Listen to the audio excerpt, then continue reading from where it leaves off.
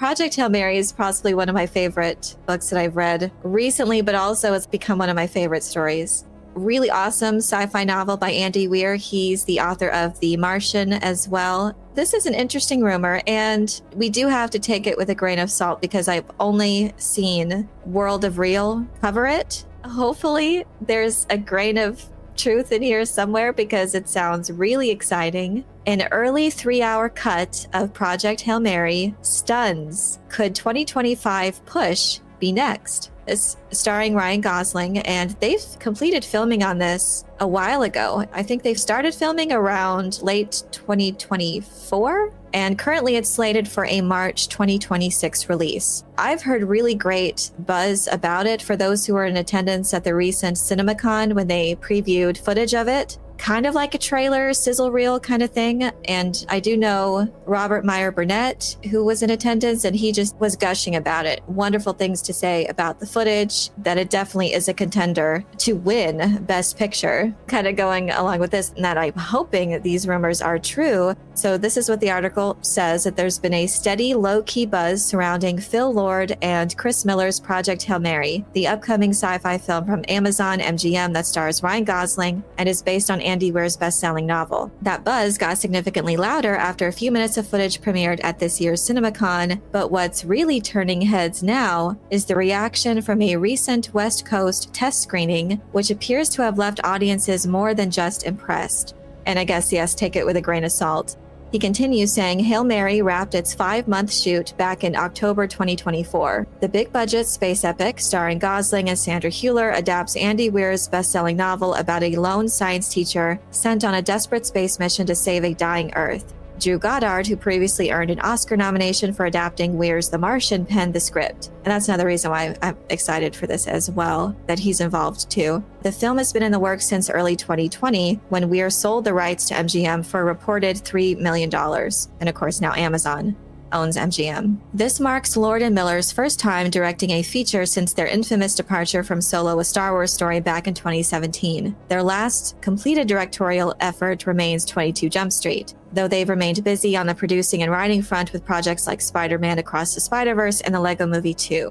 According to a source who attended the Hail Mary test screening, the film is drawing early comparisons to high-minded, emotionally resonant science fiction like Arrival and Interstellar, the kind of sci-fi that plays just as well with awards voters as it does with general audiences. That same source pointed out that Gosling delivers one of his most emotionally engaging performances in recent memory, with the film finding the kind of grounded human emotion beneath its spectacle that elevates it beyond a standard space thriller. So all of that sounds good, and it sounds in keeping with what I would imagine an adaptation of Project Hail Mary to be. I would also say that it was Interstellar with the tone of The Martian as far as the humor and lightheartedness of it, but it does have that more epic scale. And yeah, Arrival being thrown in there too is an interesting mix. So all of those things together. I've also heard E.T. being thrown around there with those who saw the footage at CinemaCon. Those comments are what we have heard from those who saw the footage. It sounds in keeping with what's being said here. This role seems to a T perfect for Ryan Gosling. I hope that all this is true, but we'll see. Let's continue, because what's really interesting is what this means of the test footage, the conclusions drawn from it. So he continues saying this kind of reaction is particularly intriguing given the film's current placement on the release calendar, which is March 2026, which isn't typically associated with serious awards hopefuls.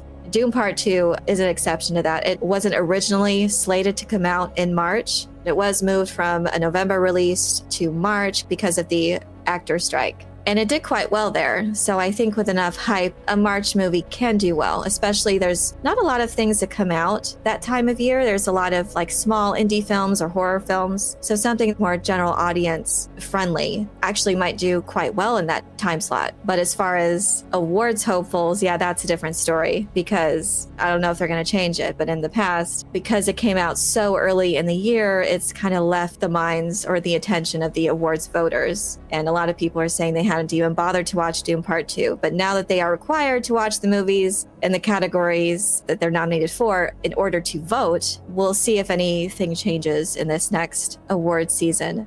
Continuing on, it says, but what's raising eyebrows even more is the reportedly advanced state of the near 3-hour cut shown at the test screening. I have heard that from somewhere else too online. The rumored length of the film, the rumored runtime, was about 2 hours and 45 minutes. So I have heard that, but again, it was just a rumor and nothing else was really being reported on it officially. So again, yeah, grain of salt, but it does make sense that they would go for that length. But apparently what's raising eyebrows is the advanced state of the movie. So unlike most films this far from release, which tend to still be deep in post-production and shown in rough form during tests, Project Hail Mary was said to look nearly finished. Visual effects appeared close to final, the cinematography was described as crisp and cinematic, and the pacing already felt locked in. All of this strongly suggests that the studio is much further along than it's publicly letting on. That polish has led to speculation that a strategic shift to the awards corridor later in 2025, perhaps the holiday season, might be in the cards. Amazon MGM could be keeping its options open, waiting to see if the word of mouth continues to build before officially repositioning it for a potential Oscar run. While it's still early, if the response from additional screenings continues on this path, Project Hail Mary could quietly transform from a mid-season sci-fi release into one of the year's major cinematic events. It's crazy how that change in release calendar could do that, but I do think a holiday release would certainly be a prime position. Especially with a story like this, it's going to be an amazing film, an amazing cinematic experience. Greg Fraser is the cinematographer. He's one of my favorites, obviously, working today. So that's another reason why I'm hugely excited for this film. And it's also so general audience friendly. It strikes to the core of what so many love about stories, that there's great character developments, adventure type storytelling, incredible odds, friendships, and adversity, and with this amazing backdrop, entering space and on a mission to save the galaxy, not just Earth. It's such an amazing story that I think has such universal appeal. And I think that people are ready for that. And I think a December release date would be amazing. As a sci-fi fan, I just want big screen sci-fi to get its flowers. Science fiction in general just has some of the best stories in all fiction. This is going to be really fun. If you hadn't read it, I don't want to give too much away, but those who have read it know what I'm talking about in terms of great characters and great chemistry. But with the backdrop of just these really epic visuals, I think it's going to be an amazing experience for all audiences. So I'm hoping this is right. I mean, you do have Greg Fraser. He knows his stuff. He is a veteran in the industry now. He's definitely proven himself. And it sounded like everything having to do with this production went very smoothly when it came to its filming and post-production. And Amazon does seem like they're really ramping up in a very positive way towards cinematic experiences. I think CinemaCon itself was a huge showcase on their upcoming film productions. And there were some really good films in there that they were promoting, diverse kinds of genre films, and that could have mass appeal. So that's great. And if you had trailer footage that is ready, I think having a trailer ready to play during July would be huge. The month is going to be filled with everyone going to the theater for summer blockbusters. So if this is true and they are ready and primed, they're just doing the final touches and they feel good about being able to release it on time on December, get that trailer out there, have it ready for July, and that would be perfect to get the word out and promote it, especially if everyone's going to see Jurassic World and Superman Fantastic Four. But we'll see come July, and we'll see if there's any other rumors that come out to support this. I just hope it's true.